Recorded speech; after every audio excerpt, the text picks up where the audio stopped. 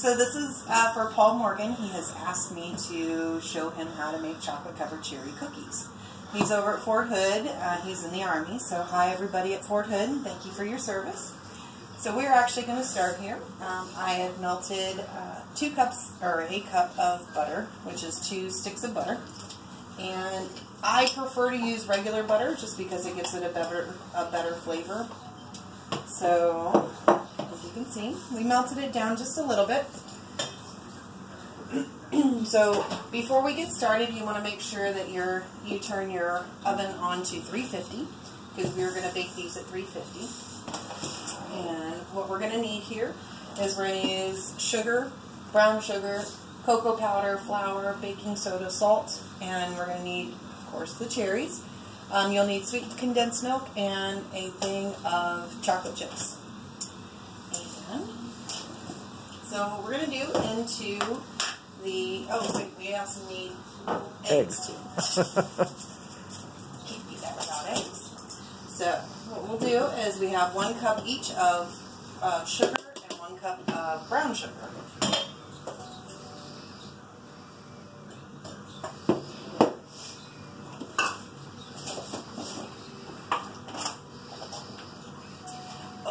If you don't know, crackers keep your brown sugar from getting hard. So my brown sugar will always have crackers in it. Don't squish them, just leave them whole. They keep them nice and soft. As you can see here, my brown sugar is very flaky. It's not clumpy, and it stays this way for, I don't, my brown sugar doesn't last very long, but it can stay this way for months. So I go through brown sugar quite a bit. And you want to just pack down the brown sugar so that way you get a full cup there. Okay. Don't forget to put your crackers back in. Alright. And I like to clean as I go because it drives me nuts to have all this stuff out. So we'll put this back in our pantry real quick.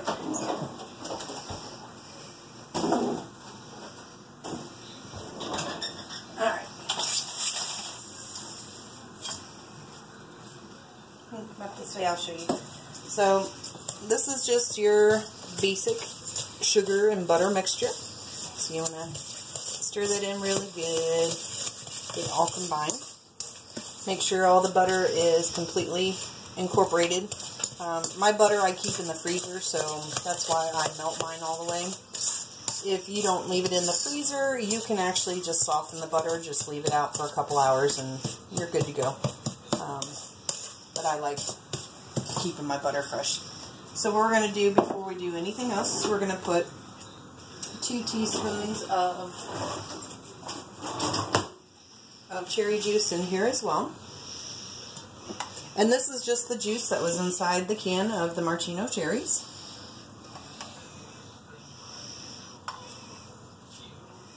This is Pampered Chef. I love my baby. Okay, so I added 3. It's to your tasting, whatever you want. And it'll give it this pretty little pink look. We're going to crack 3 eggs in here.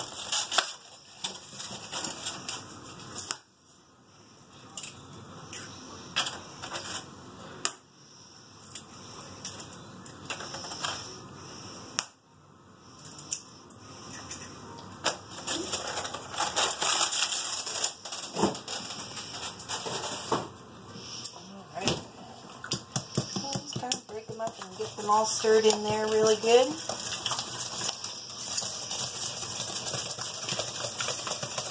So again, that's 1 cup of butter, 1 cup of white sugar, 1 cup of brown sugar, 2 teaspoons of the cherry juice, and 3 eggs. Alright, so what we're going to do from here is we're going to put a teaspoon of a teaspoon of baking soda.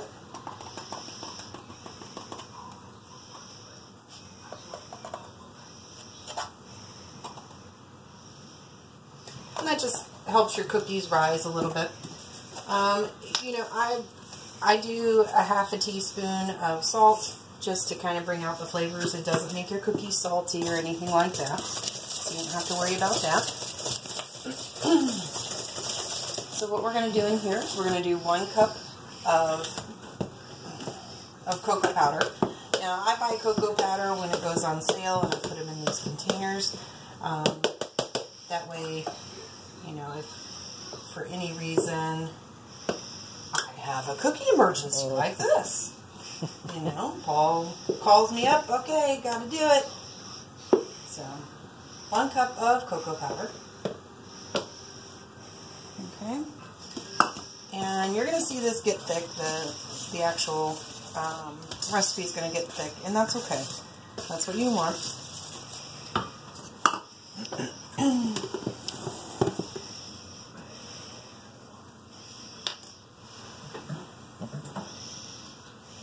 Clean up my cocoa mess. And then we're going to do 2 cups of flour. My flour.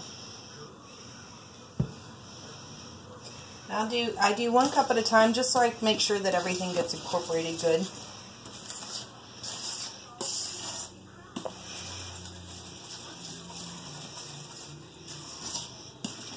You don't want to do it by hand. You can use a mixer at this point. In fact, if you got a stand mixer, I don't have a stand mixer. I just do everything by hand. I do have like a regular mixer, you know, just a regular, you know, over the counter, put the blades in and mixer. So we're going to put 1 more cup of flour in here.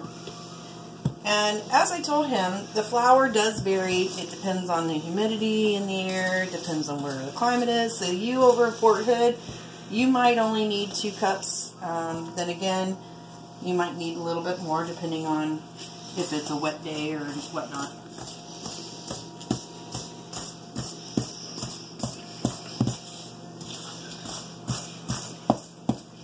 Don't mind the back. We have some severe weather storms coming in, so it's all coming in.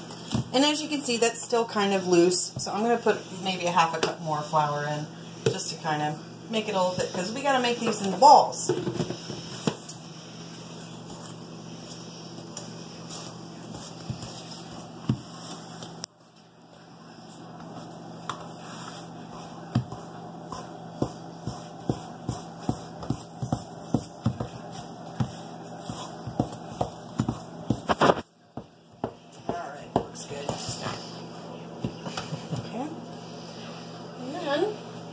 We are going to let this chill for just a little bit, just so that, because right now it looks like it's still soft, and it is, but we also had melted the butter, so a lot of the softness is because of the butter.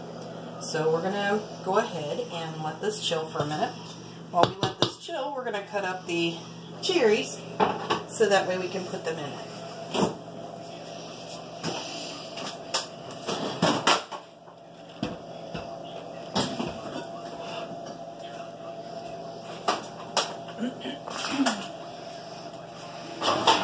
Wash your hands again. Get all the chocolates on top of you.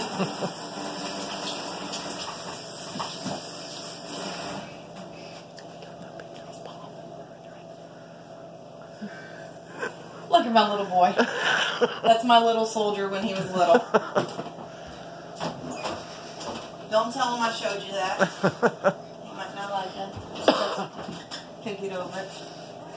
Alright.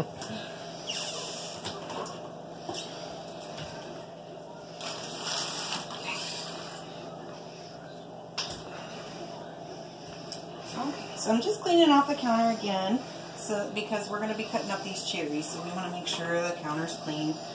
Cherry juice will stain your counter if you have a white counter, so just keep that in mind whenever you're doing this. And what I did is I actually put these out about 30 minutes ago, so that way they could really drain. You know, I emptied the whole jar, and I actually have cherry juice in here, and this is still what come off of them afterwards. So there's still a lot of cherries in there, or cherry juice in there. So we're just going to cut these in half. Now, if you like a whole bunch of cherries, you can leave them whole. that's fine too. It all depends on what you're in the mood for. This recipe will make probably about 3 dozen cookies, depending on the size balls you make.